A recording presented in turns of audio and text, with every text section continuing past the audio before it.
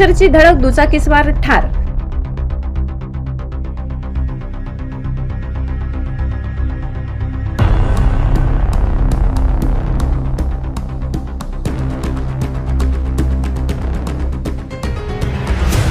धुळे सुरत राष्ट्रीय महामार्गावरील निमदडा फाट्यावर भीषण अपघात, एक ठार झाल्याची घटना घडली.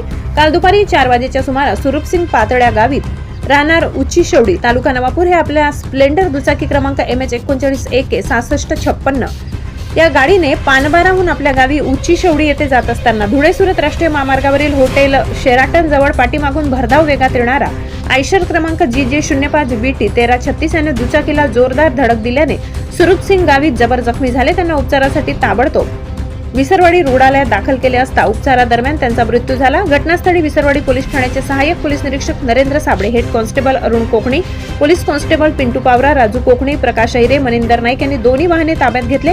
अपघातात दुचाकीचे नुकसान झाले. राष्ट्रीय महामार्ग अपघात मार्ग झालाय. दैनंदिन अपघाताचे सत्र सुरू आहे, त्यावर शासनाने ठोस उपाययोजना करणे गरजेचे आहे, असे वारंवार वाहतूकदारांचे म्हणणे. प्रतिनिधी गणेश सोनवणे, विसरवाडी.